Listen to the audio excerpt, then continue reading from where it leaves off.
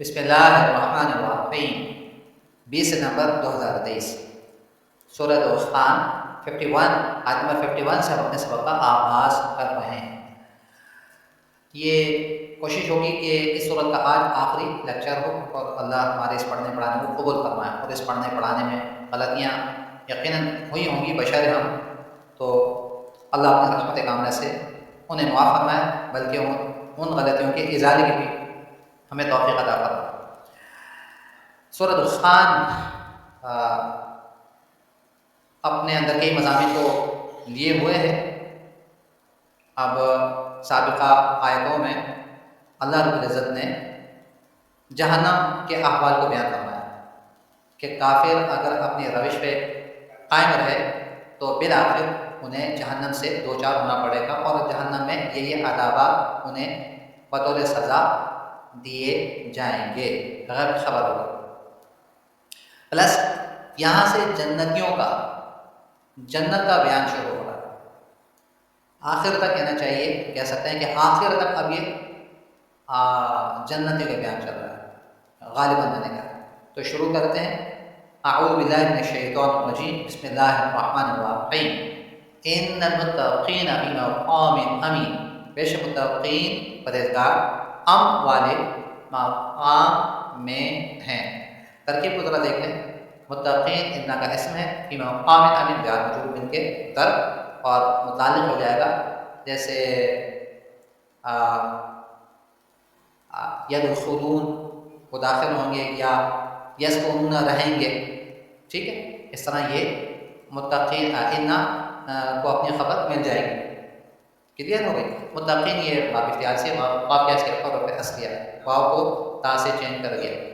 ان حرف مشبہ بالفعل، المتقین ان کا اسم، فی جار قام موصول، امین صفت، موصول اپنے صفت سے مل کے فی کا مجرور، جار اپنے مجرور سے مل کے متعلق ہوا، جیسے یسکنون کا یا داخلون کا۔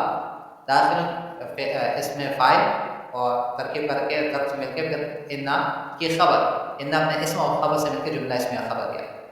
تو فی مقام امین آپ اسے خبر قرار دے سکتے ہیں اگرچہ یہ ضرب ہے۔ ترکیب بھی میں نے آپ کو عرض کیا۔ تو اب یہ جنتی کا بیان شروع ہو گیا کہ جنتی متقین یہ امن والے مقام میں ہوں گے۔ اب امن جو بہت بڑی دولت ہے، آپ کے اوپر آپ کو اگر کوئی خوف ہو تو آپ کو کوئی چیز اچھی نہیں لگے گی، نہ کھانا، نہ پینا، نہ گھر والے، نہ بلکہ ہم اپنے آپ سے بیدار ہو جائیں گے۔ لیکن اگر امن ہو تو پھر وہ آدمی سکون پذیر ہو جاتا ہے۔ تو سب سے پہلے متقین کے لیے بیان کیا گیا کہ وہ امن والے مقام میں ہوں گے، یہ بہت بڑا اللہ کا احسان ہے۔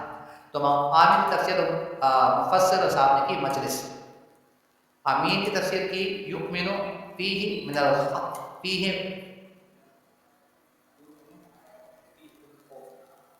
من الخوف اگر ہوتا تو غالباً یہ صحیح تھا، یؤمن فیہ من الخوف، یعنی وہ امن پائیں گے جنت میں خوف سے، ٹھیک ہے۔ اگلی اب ہم جاتے ہیں آیت کی طرف۔ فی جنات و عیون، جنت ایک نہیں جمع ہے، عیون چشمے، عین کی جمع عیون، عین کے دو معنی ہوتے ہیں، عین آنکھ، عین چشمہ۔ تو یہ عین کی جمع جب عیون آئے تو اب عین کا معنی چشمہ ہوگا، چشمہ۔ تو پانی جو ہے یہ انسان کی بنیادی ضرورت ہے، جہاں پانی ہے گویا وہاں زندگی، پانی کے بغیر انسان کا جینا نہیں ہے۔ تو جنات، باغات بھی کیسے کہ وہ چشموں، جنت کے چشموں کے ساتھ ہوں گے۔ تو یہ جنتی متقین جو ہوں گے جنت میں ہوں گے، یہ مقام امین کی وضاحت ہو رہی ہے۔ مقام امین مبدل منہ سابقہ آیت میں موجودہ، یہاں پر باقی یہ بدل بنے گا اس کا، ٹھیک ہے، اس کی وضاحت ہو رہی ہے۔ فی جناتی و عیون، تو متقین جنت میں اور چشموں میں ہیں یا ہو جائیں گے، اگر ہیں تو اس کی بھی وضاحت ہو سکتی ہے۔ تو بساتین، جناتی کی وضاحت بساتین باغ،